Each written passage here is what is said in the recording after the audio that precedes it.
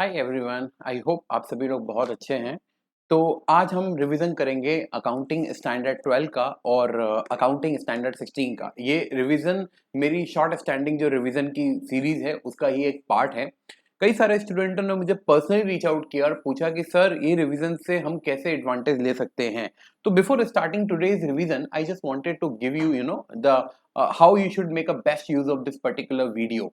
जब भी आप कोई पर्टिकुलर स्टैंडर्ड के साथ रिवीजन के लिए जाएंगे, राइट, जब भी आप रिवीजन के लिए जाएंगे तो आई थिंक ये जो मेरे छोटे छोटे से वीडियोस है, आप पहले इन वीडियोस को सुन लीजिए। उसके बाद जब आप रिवीजन करने जाएंगे तो एक्चुअली आपके लिए रिवीजन स्मूथ हो जाएगा, इजी हो जाएगा। इसके अलावा कुछ स्टूडेंटों ने पूछा कि सर लेकिन इसमें आप क्वेश्चंस नहीं करवा रहे हैं तो रिवीजन कंप्लीट कैसे हो पाएगा।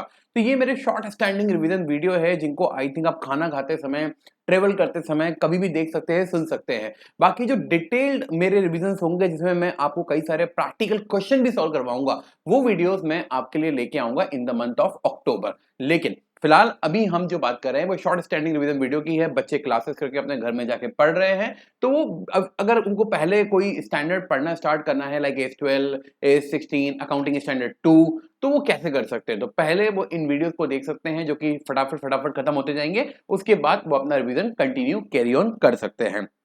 अगर आपको कोई डाउट्स होते हैं रिवीजन से रिलेटेड तो डेफिनेटली आप मुझे कमेंट बॉक्स में लिख सकते हैं। इसके अलावा आप हमारा टेलीग्राम चैनल भी ज्वाइन कर सकते हैं, सीए पाटिल सर के नाम से अवेलेबल है, उसे ज्वाइन करें। वहां पर भी आप हमें डाउट पूछ सकते हैं। आप मेरी स्क्रीन पे जो नंबर देख रहे हैं 9827015585, ये नंबर पे आप मुझे रीच आउट कर सकते हैं। टेलीग्राम ऐप पे आप मेरी ऐप डाउनलोड करके भी वहां से मुझे रीच आउट कर सकते हैं। अगर आपको ये नोट्स चाहिए तो उसके लिए भी आप आके ज्वाइन करिए, वहां पे नोट्स मांगिए, हम आपको अवेलेबल करवा देंगे। तो आज हम बात करेंगे फटाफट से अकाउंटिंग स्टैंडर्ड 12 के बारे में। तो अकाउंटिंग स्टैंडर्ड 12 जो है वो गवर्नमेंट ग्रांट की अकाउंटिंग के बारे में बात करता है। यानी कि अकाउंटिंग स्टैंडर्ड 12 ये बताता है कि गवर्नमेंट ग्रांट की अकाउंटिंग कैसे की जाए। तो अकाउंटिंग स्टैंडर्ड 12 सबसे पहले कहता है कि देखो, जब आप गवर्नमेंट ग्रांट को अपनी बुक में रिकॉर्ड करने जा रहे हो, I am not talking about the types of government grant, पहले मैं ये बात कर रहा हूं कि अकाउंटिंग स्टैंडर्ड 12 ये कहता है कि अगर आप किसी भी गवर्नमेंट ग्रांट को अपनी बुक में रिकॉर्ड करने जा रहे हो तो सबसे पहले आप ये चेक कर लो कि क्या आपको लगता है कि गवर्नमेंट ग्रांट के साथ जो कंडीशन अटैच की गई है गवर्नमेंट द्वारा, आप उन कंडीशनों को पूरा कर पाएंगे। Whether enterprises will be able to satisfy the condition attach with the government grant, और इसके अलावा क्या आपको लगता है कि ग्रांट का पैसा आपको मिल जाएगा। अगर आपको लगता है कि ये दोनों कंडीशन आप पूरी कर पा रहे हैं तो आप गवर्नमेंट ग्रांट को अपनी बुक में रिकॉर्ड कर सकते हैं। एक बात और विशेष तौर से ध्यान रखिएगा कि अकाउंटिंग स्टैंडर्ड 12 कभी ऐसा नहीं कहता कि गवर्नमेंट ग्रांट मिले तब रिकॉर्ड करो। अकाउंटिंग स्टैंडर्ड 12 ऐसा भी नहीं कहता कि गवर्नमेंट ग्रांट का मिल जाना उसकी उसकी आपका उसके ऊपर का जो राइट है वो रीजनेबल सर्टेनिटी देता है। यानी कि मुझे गवर्नमेंट ग्रांट मिल गई है लेकिन मुझे लगता है कि अगर ये जो कंडीशन है, लाइक कि मुझे लगता है कि पैसा तो मुझे गवर्नमेंट से मिल गया लेकिन I won't be able to satisfy the condition attach with the government grant, तो मुझे गवर्नमेंट ग्रांट को अपनी बुक में रिकॉर्ड नहीं करना चाहिए। इसके अलावा हम बात करेंगे कि गवर्नमेंट ग्रांट को बुक में अकाउंट कैसे किया। अभी मैंने ये बात किया कि गवर्नमेंट ग्रांट को बुक में रिकॉर्ड करना है तो क्या क्राइटेरिया आपको चेक करना है। इसके बाद आप बात करेंगे कि there are different types of government grant. आप देख सकते हैं कि there are different types of government grant. हम कह सकते हैं पहला हमारा आता है फॉर कैपिटल असेट, फिर आता है प्रमोटर कंट्रीब्यूशन, फिर आता है रेवेन्यू एक्सपेंसेस, और फिर आता है कंपनसेशन ऑफ लॉसेस। मैं वन बाय वन बात करूंगा। सबसे पहले मैं बात करूंगा प्रमोटर कंट्रीब्यूशन। प्रमोटर कंट्रीब्यूशन का मतलब यह है कि एक तरीके से मैं बिजनेस स्टार्ट कर रहा हूं। जब मैं अपना बिजनेस स्टार्ट कर रहा हूं तो मुझे पैसे की जरूरत है, मैं बिजनेस का ओनर हूं, मुझे प्रमोटर कंट्रीब्यूशन लगाना है लेकिन मेरे पास पैसा नहीं है। अब मैं गवर्नमेंट मेरे पास आती है और मुझसे कहती है कि please start the business, right. Definitely वहां कुछ कंडीशंस होगी, प्लीज बिजनेस स्टार्ट करिए और ये हमसे आप मदद के तौर पे पैसा रख लीजिए। मैं गवर्नमेंट से पूछता हूं इस फंडिंग का मैं क्या करूंगा। गवर्नमेंट कहती है कि जैसे आप अपने पैसे का इस्तेमाल अपने बिजनेस में करते हैं, similarly you can use this fund to establish and run your business. It means I can use that fund either as a investment in fixed asset, either I can use that fund investing in my working capital need. तो मैं किसी भी purpose के लिए इसे use कर सकता हूं। तो जब मुझे गवर्नमेंट ग्रांट मिलती है और गवर्नमेंट ये नहीं बताती, प्लीज हाईलाइटिंग दिस पॉइंट, अगर मुझे गवर्नमेंट ग्रांट मिलती है और गवर्नमेंट मुझे ये नहीं बताती कि गवर्नमेंट ग्रांट मुझे पर्टिकुलरली किस पर्पस के लिए दी जा रही है, तो मैं कह सकता हूं कि government grant is in nature of promoter contribution. अब बाय डिफॉल्ट प्रमोटर कंट्रीब्यूशन मतलब एक तरीके से कैपिटल हो गया। जनरली हम लोग क्या करते हैं, जब हम बिजनेस में कैपिटल लगाते हैं तो हम उसे कैपिटल अकाउंट में क्रेडिट करते हैं, लेकिन यहां पर क्योंकि हम गवर्नमेंट को एक्सचेंज में शेयर्स तो इशू कर नहीं रहे, तो शेयर्स इशू नहीं कर रहे तो गवर्नमेंट के लिए हम कैपिटल अकाउंट में एंट्री नहीं कर सकते। तो इसके लिए अगर हमें प्रमोटर कंट्रीब्यूशन के लिए कोई गवर्नमेंट ग्रांट मिलती है तो उसे हम कैपिटल रिजर्व अकाउंट में लेके चले जाते हैं। इसके अलावा अगर मुझे गवर्नमेंट ग्रांट मिलती है रेवेन्यू एक्सपेंसेस के लिए, तो on the line of matching concept, क्योंकि एक्सपेंसेस पीएनएल के डेबिट में आते हैं, अगर उन्हीं एक्सपेंसेस को कॉम्पनसेट करने के लिए मुझे गवर्नमेंट ग्रांट मिल रही है तो वो भी पीएनएल के क्रेडिट में आने चाहिए। On the line of matching concept आपके एक्सपेंसेस और इनकम जब पीएनएल में एक साथ खड़े हो जाएंगे तो comparability of the financial statement can be achieved. तो ध्यान रखिए, अगर मुझे गवर्नमेंट ग्रांट मिली है और गवर्नमेंट ग्रांट का बेनिफिट मुझे एक ही साल के पीएनएल में है, तो उसी साल के पीएनएल में उसका एक्सपेंस आएगा, उसी से रिलेटेड उसका इनकम भी आएगा। लेकिन अगर मान लीजिए कि फॉर एग्जांपल अगर मुझे गवर्नमेंट ग्रांट किसी पर्टिकुलरली ऐसे एक्सपेंसेस को कंपनसेट करने के लिए मिलती है जो एक्सपेंसेस मैं आने वाले 5 सालों में एक्सपेंस करने वाला हूं, यानी कि आने वाले 5 सालों में मेरे पीएनएल अकाउंट में एक्सपेंस दिखाई देगा, तो accounting standard 12 on the line of matching concept ये कहता है कि अगर आपको ऐसे पर्टिकुलर एक्सपेंसेस को कंपनसेट करने के लिए ग्रांट मिली है जो आने वाले 5 इयर्स में पीएनएल में आएगा, तो गवर्नमेंट ग्रांट जो आपको उसको कंपनसेट करने के लिए मिली है वो भी आने वाले 5 सालों में एज ए इनकम आनी चाहिए। यानी कि मुझे क्या करना पड़ेगा, जब मुझे गवर्नमेंट ग्रांट मिलेगी तो पहले मुझे उसको डेफर गवर्नमेंट ग्रांट अकाउंट में डालना पड़ेगा। बोलो कहां डालना पड़ेगा, पहले मुझे उसे डेफर गवर्नमेंट ग्रांट अकाउंट में डालना पड़ेगा, और जैसे जैसे मैं उसके जिस पर्टिकुलर रेशियो में एक्सपेंसेस को पीएनएल में लाऊंगा उसी रेशियो में मुझे पीएनएल अकाउंट में गवर्नमेंट ग्रांट को भी कैपिटलाइज करना पड़ेगा। यानी कि पहली एंट्री होगी bank account debit, government grant receivable account debit, अगर ग्रांट नहीं मिली है तो टू डेफर गवर्नमेंट ग्रांट, और फिर उसके बाद जब मैं अल्टीमेटली जैसे जैसे मैं इनकम को अमोर्टाइज करूंगा तो defer government grant account debit to PNL account.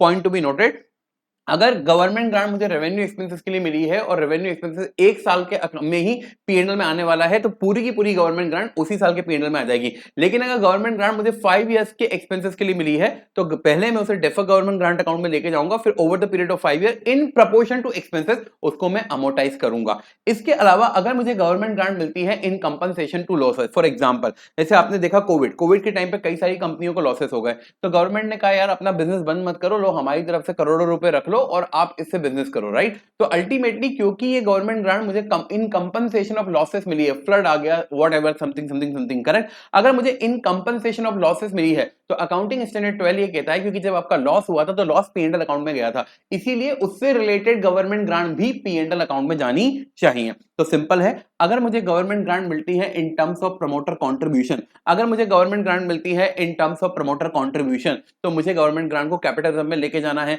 अगर मुझे गवर्नमेंट ग्रांट मिलती है इन कंपनसेशन ऑफ लॉसेस तो मुझे गवर्नमेंट ग्रांट को डायरेक्टली पीएनएल अकाउंट में लेके जाना है, क्योंकि एक्सपेंसेस भी पीएनएल अकाउंट में गए हैं, मैचिंग कॉन्सेप्ट ध्यान रखना, राइट। और अगर मुझे गवर्नमेंट ग्रांट मिलती है टू कंपनसेट सर्टेन एक्सपेंसेस, तो जितने पीरियड में जिस प्रपोर्शन में एक्सपेंसेस पीएनएल में जाएंगे उतने ही पीरियड में उसी प्रपोर्शन में गवर्नमेंट ग्रांट भी पीएनएल में जानी चाहिए। इसका मतलब जब आपको गवर्नमेंट ग्रांट मिले आप पहले उसे डेफर गवर्नमेंट ग्रांट अकाउंट में क्रेडिट कर ले, और जैसे जैसे आप अमोर्टाइज करना शुरू करें आप उसको डेफर गवर्नमेंट ग्रांट अकाउंट से शिफ्ट करके पीएनएल अकाउंट में लेके चले जाए।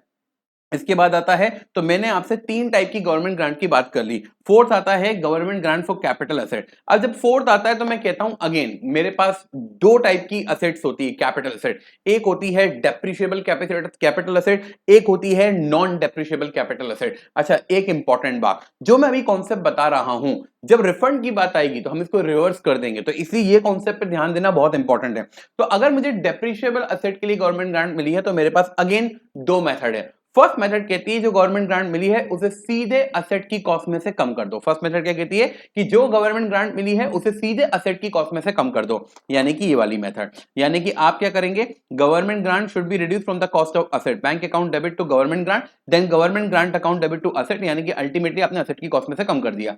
सेकंड मेथड ये कहती है जो मैंने अभी आपको रेवेन्यू एक्सपेंसेस के लिए समझाया था, सिंपल। सेकंड मेथड ये कहती है जब गवर्नमेंट ग्रांट मिले तो उसे असेट की कॉस्ट में से कम करने की बजाय डेफर गवर्नमेंट ग्रांट अकाउंट में क्रेडिट करो, फिर डेप्रीसिएशन के प्रपोर्शन में एवरी ईयर उसे P&L अकाउंट में अमोटाइज करते जाओ। आप इसको रिलेट कर सकते हैं मेरे रेवेन्यू वाले गवर्नमेंट ग्रांट के कॉन्सेप्ट के साथ, क्योंकि अल्टीमेटली है तो मैचिंग कॉन्सेप्ट ही ना। तो कितनी मेथड है दोस्तों आपके पास? 2 मेथड है। पहली मेथड कहती है सीधे असेट की कॉस्ट में से कम कर दो। दूसरी मेथड कहती है कि असेट की कॉस्ट में से कम मत करो, डेफर गवर्नमेंट ग्रांट अकाउंट में क्रेडिट कर दो और फिर धीमे धीमे डेप्रिसिएशन के प्रोपोर्शन में उसे डेफर गवर्नमेंट ग्रांट अकाउंट से निकाल के P&L में अमोटाइज करते जाओ। मैं आपको एक बात बता दूं, चाहे आप फर्स्ट मेथड फॉलो करें चाहे आप सेकंड मेथड फॉलो करें, दोनों ही केस में P&L अकाउंट पे आने वाला इंपैक्ट सेम रहेगा। सर हमारे लिए कौन सी मेथड अच्छी होगी? सब कुछ यही सीख लोगे क्या यार? डिटेल वाली वीडियो में भी कुछ सीखेंगे। फिर इसके बाद आती है बात government grant received for non depreciable asset. अगर आपको गवर्नमेंट ग्रांट मिलती है नॉन डेप्रिशिएबल असेट के लिए, तो उस केस में आपको क्या करना है फ्रेंड? आपको सिंपल वही तरीका, फर्स्ट मेथड असेट की कॉस्ट में से कम कर दो, सेकंड मेथड आप उसे डेफर गवर्नमेंट ग्रांट अकाउंट में लेकर चले जाओ। लेकिन प्रॉब्लम यह है कि अगर मुझे डेप्रिशिएबल असेट के लिए गवर्नमेंट ग्रांट मिलती है और अगर मैं उसे डेफर करता हूं तो मैं डेप्रिसिएशन के प्रोपोर्शन में उसको राइट ऑफ कर सकता हूं। लेकिन अगर नॉन डेप्रिशिएबल असेट के लिए मुझे गवर्नमेंट ग्रांट मिलती है तो डेप्रिसिएशन तो लगना ही नहीं है ना। इसके लिए अकाउंटिंग स्टैंडर्ड 12 क्या कहता है? पहली मेथड है कि सीधे असेट की कॉस्ट में से कम कर दो, कोई लोड मत लो, सीधे क्या कर दो? असेट की कॉस्ट में से कम कर दो। ये पहली मेथड है। सेकंड मेथड ये कहती है कि whether entity has some future obligation related to condition attach with government grant. मतलब पहली अगर फर्स्ट मेथड के हिसाब से जाओगे तो लोड नहीं लेना है, सीधे असेट की कॉस्ट में से कम कर दी। अगर मान लीजिए कि मैंने 100 करोड़ रुपए की लैंड परचेज की और मुझे 20 करोड़ रुपीस लैंड परचेज करने के लिए मिले, क्योंकि लैंड एक नॉन डेप्रिशिएबल असेट है, तो मुझे जब 100 करोड़ की लैंड परचेज करने के लिए 20 करोड़ रुपीस मिलेंगे तो मैं सीधे लैंड की वैल्यू में से 20 करोड़ माइनस कर दूंगा, यानी कि एंट्री करूंगा bank account debit to government grant, government grant account debit to land. Correct है क्या? सेकंड मेथड ये कहती है कि क्योंकि मैचिंग कॉन्सेप्ट लगाना है, लेकिन प्रॉब्लम यह है कि लैंड पे कोई डेप्रिसिएशन नहीं लगता, कोई खर्चा नहीं होता है, तो इसलिए सेकंड मेथड ये कहती है कि आप ये चेक करो कि क्या नॉन डेप्रिशिएबल असेट से रिलेटेड कोई ऐसी कंडीशन गवर्नमेंट ने अटैच की है जिसके कारण आपको फ्यूचर में एक्सपेंसेस करने पड़ेंगे। Again I am repeating, accounting standard 12 ये कहता है कि जब आपको गवर्नमेंट ग्रांट के, जब आपको नॉन डेप्रिशिएबल असेट के लिए गवर्नमेंट ग्रांट मिलती है तो क्या उसके लिए कोई ऐसी कंडीशन अटैच है जिसके लिए आपको फुलफिल करने के लिए फ्यूचर में एक्सपेंसेस करने पड़ेंगे। अगर आंसर आता है हां, तो क्योंकि फ्यूचर में एक्सपेंस करने पड़ेंगे, point to B highlighted, expense करने पड़ेंगे यानी एक्सपेंसेस P&L में जाएंगे, तो on the line of matching concept government grant भी P&L में जानी चाहिए। तो इसी वो कहते हैं पहले government grant should be credited to defer government grant account and amortize in proportion to expenses over the period of such obligation। बराबर है, यानी कि अगर आपको नॉन डेप्रिशिएबल असेट से रिलेटेड गवर्नमेंट ग्रांट मिलती है और अगर आपको उससे संबंधित फ्यूचर में कोई एक्सपेंसेस करने हैं, तो क्योंकि एक्सपेंसेस P&L में जाएंगे तो अल्टीमेटली उसके बेनिफिट भी P&L में जाने चाहिए मैचिंग कॉन्सेप्ट के बेसिस पे। इसीलिए आपको क्या करना पड़ेगा? पहले गवर्नमेंट ग्रांट को डेफर में डाल दो, फिर उसे proportion to expenses P&L account में क्रेडिट करते चले जाओ। फॉर एग्जाम्पल, गवर्नमेंट ने मुझे एक आउटर एरिया में, आउटस्कर्ट्स में 100 करोड़ रुपीस की लैंड परचेज करने के लिए 20 करोड़ रुपीस की ग्रांट दी और मुझसे कहा कि आने वाले 5 सालों तक आपको यहां पे एक्सपेंसेस करके रोड वगैरह को मेंटेन करना पड़ेगा। तो अल्टीमेटली मेरे लिए कंडीशन है कि मुझे वहां पर रोड मेंटेन करनी पड़ेगी। इट मींस इन फ्यूचर मुझे वहां पर इंफ्रास्ट्रक्चर डेवलपमेंट करने के लिए एक्सपेंस करने पड़ेंगे, क्योंकि 5 साल में जो मैं ये एक्सपेंसेस करूंगा ये मेरे P&L में जाएंगे। इसीलिए उससे रिलेटेड जो बेनिफिट मुझे गवर्नमेंट ने दिए हैं वो भी P&L में जाने चाहिए, so that we can have comparable financial statement. Right, ध्यान रखिए ये सेकंड मेथड है। अगर कोई कंपनी कहती है भाड़ में जान दो, हम तो सीधा लैंड की कॉस्ट में से कम कर देंगे, चलेगा क्या? चलेगा नहीं, दौड़ेगा। राइट लेकिन मान लो कंपनी कहती है कि एक्सपेंसेस से we want to opt for second method, तो कंपनी को ये करना पड़ेगा। लेकिन अगर कंपनी असेट की कॉस्ट में से कम करना चाहती नहीं है और फ्यूचर में कोई एक्सपेंसेस भी नहीं है, तो AS12 कहता है कि अब अगर आप डेफर गवर्नमेंट ग्रांट में लेके जाएंगे तो डेफर का मतलब है कि अमोटाइज करना पड़ेगा। तो फ्यूचर में इससे रिलेटेड कोई एक्सपेंसेस अगर P&L में नहीं आएंगे तो उससे रिलेटेड इनकम भी P&L में नहीं आनी चाहिए ना। Then that income become a capital nature income. Therefore accounting standard 12 says कि government grant is credited to capital reserve account. तो अगेन मैं फटाफट से समराइज कर देता हूं। अगर मुझे गवर्नमेंट ग्रांट मिलती है डेप्रिशिएबल एसेट के लिए, फर्स्ट मेथड एसेट की कॉस्ट में से कम कर दो, second method defer government grant account में क्रेडिट कर दो, और over the period of useful life of the asset in proportion to depreciation government grant को अमोर्टाइज कर दो। अगर मुझे नॉन डेप्रिशिएबल एसेट के लिए गवर्नमेंट ग्रांट मिलती है तो अगेन फर्स्ट मेथड वही है कि एसेट की कॉस्ट में से कम कर दो। सेकंड मेथड ये पूछती है कि क्या फ्यूचर में नॉन डेप्रिशिएबल एसेट से रिलेटेड कोई एक्सपेंसेस आपको करने पड़ेंगे। अगर हां तो उस केस में आप गवर्नमेंट ग्रांट को पहले डेफर में डालो, फिर over the period of those expenditure in proportion to those expenditure government grant को अमोर्टाइज करके पी&एल अकाउंट में लेके जाओ। सेकंड मेथड ये कहती है अगर एक्सपेंसेस नहीं है तो अमोर्टाइज कैसे करोगे, तो सिंपल, एसेट की कॉस्ट में से कम करना चाहते नहीं हो, अमोर्टाइज कर नहीं सकते, डेफर कर नहीं सकते, तो सीधे कैपिटल रिजर्व अकाउंट में ले जाके डाल दो। तो सिंपल है, ये डेप्रिशिएबल एसेट के लिए हो गया। नॉन डेप्रिशिएबल एसेट के लिए होगा, प्रमोटर कंट्रीब्यूशन के लिए मिलेगा तो सीधे कैपिटल रिजर्व में जाएगा। अगर मुझे कोई पर्टिकुलर एक्सपेंसेस के लिए मिलेगा तो बाय डिफॉल्ट डेफर करेंगे और over the useful over the life of those expenditure उसको अमोर्टाइज करेंगे। अगर कंपनसेशन ऑफ लॉसेस के लिए मिलेगा तो सीधे पी&एल अकाउंट में लेके जाएंगे। पॉइंट टू बी नोटेड, कई बार बच्चे कंफ्यूज हो जाते हैं between the promoter contribution and depreciation and fixed asset and other types of government grant. तो ध्यान रखना, जब क्वेश्चन स्पेसिफाई ना करें कि गवर्नमेंट ग्रांट किस पर्पस के लिए मिली है, इसका मतलब वो प्रमोटर कंट्रीब्यूशन है।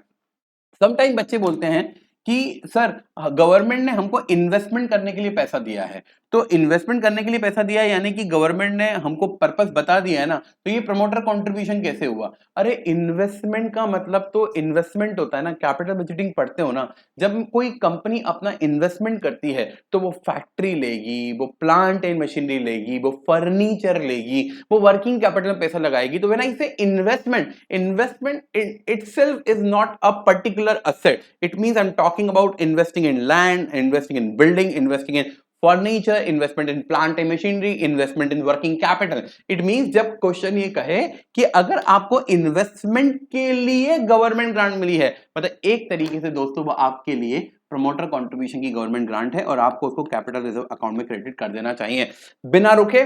अगर मान लो कि गलती से, ध्यान रखे गवर्नमेंट ग्रांट कब मिलती है, जब कंडीशन आप पूरी कर पाए। अगर आपने कंडीशन पूरी नहीं कर पाई तो आपको गवर्नमेंट ग्रांट को रिफंड करना पड़ेगा। मैं फिर से रिपीट कर रहा हूं, अगर आपने कंडीशन पूरी नहीं कर पाई तो आपको गवर्नमेंट ग्रांट को रिफंड करना पड़ेगा। जब आप गवर्नमेंट ग्रांट को रिफंड करने जाएंगे तो क्या करना है, रिवर्स गियर मार देना है। क्या मार देना है, बोलो, रिवर्स गियर मार देना है। मतलब फॉर एग्जाम्पल मारते हैं, चलो रिवर्स गियर, आइए देखिए जरा।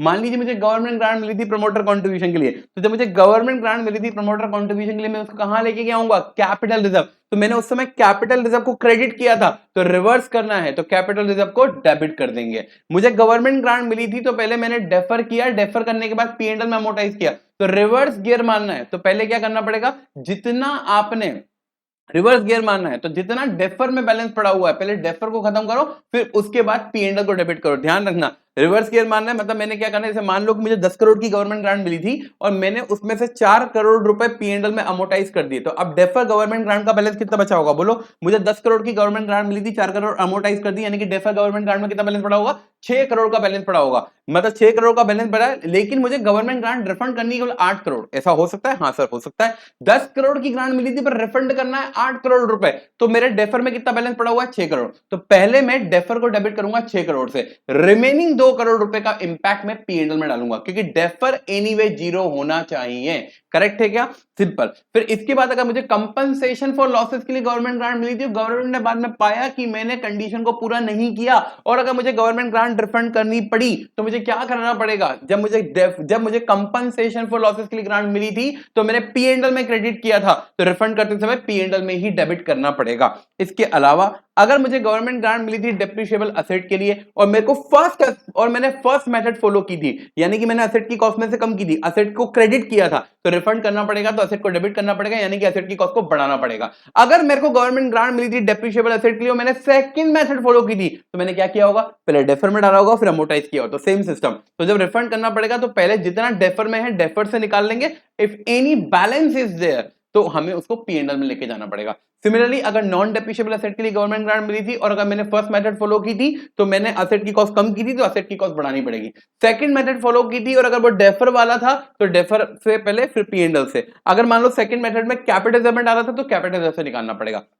एक इंपॉर्टेंट बात इसमें, इस पूरे सिनेरियो में ये ध्यान रखना कि जब भी गवर्नमेंट ग्रांट रिफंड होगी, क्या कहा मैंने, जब भी गवर्नमेंट ग्रांट रिफंड होगी और अगर उसका इंपैक्ट अगर P&L अकाउंट पे जा रहा है तो मुझे उसे एक्स्ट्रा ऑर्डिनरी आइटम ट्रीट करना पड़ेगा। करेक्ट है, क्या ट्रीट करना पड़ेगा, एक्स्ट्रा ऑर्डिनरी आइटम ट्रीट करना पड़ेगा। एक और इंपॉर्टेंट बात, अकाउंटिंग स्टैंडर्ड 12 इन केसेस में एप्लीकेबल नहीं होता। कब एप्लीकेबल नहीं होता, कब एप्लीकेबल नहीं होता ये मैं आपको बता, सॉरी जस्ट मिनट, हाँ, government participate in the companies ownership, यानी कि कोई कंपनी अगर मेरी कंपनी के शेयर्स परचेज कर ले तो वो गवर्नमेंट ग्रांट नहीं है, AS2 एप्लीकेबल नहीं होगा। Government assistance in non monetary form which can't be measured in cash, जैसे गवर्नमेंट कई बार आपकी हेल्प कर देती है, ये मत कहना सर अदानी की हेल्प कर दी जैसे, राइट, तो उसको भी गवर्नमेंट ग्रांट नहीं मान सकते for a fun, right. Transaction with government in normal course of business, यानी कि जैसे कि गवर्नमेंट को GST पे करना तो गवर्नमेंट ने कभी GST माफ कर दिया तो उसे भी गवर्नमेंट ग्रांट नहीं माना जाएगा, राइट। इसके अलावा अगर कभी आपको अगर मान लीजिए अगर इसके अलावा कभी आपको फ्री ऑफ कॉस्ट कोई असेट मिल जाती है तो उसकी अकाउंटिंग ऑलवेज आपको नॉमिनल वैल्यू पे करनी पड़ेगी, से ₹10, राइट। अगर मान लीजिए कि मुझे कोई असेट कंसेशनल रेट पे मिलती है तो asset acquired at concessional rate, asset must be recorded at concessional price paid for. 10 crore की असेट थी, मुझे केवल 2 करोड़ में मिल गई तो मैं फालतू की चक्करों में नहीं पड़ूंगा, मैं सीधे असेट को 2 करोड़ रुपए से रिकॉर्ड करूंगा। क्या सर ये सही अकाउंटिंग ट्रीटमेंट है, ये सही समय नहीं है बात करने का, ये तो रिवाइज करने का समय है, राइट। फिर amount receipt over government grant should not be used to pay dividend, definitely, क्योंकि आपको गवर्नमेंट ग्रांट का जो पैसा मिलता है वो आपके बिजनेस के सपोर्ट के लिए मिलता है, उसका कभी भी यूज डिविडेंड के लिए नहीं करना चाहिए। तो ये था अकाउंटिंग स्टैंडर्ड 12 का रिवीजन वीडियो। आई होप ये आपके लिए हेल्पफुल रहेगा। मैं एक छोटे छोटे ऐसे वीडियो बनाकर डालता जा रहा हूं ताकि आपको रिवाइज करने में ये मदद करे। तो कल के लिए मैं लेके आऊंगा अकाउंटिंग स्टैंडर्ड 16 का वीडियो आपके लिए। धन्यवाद, थैंक यू।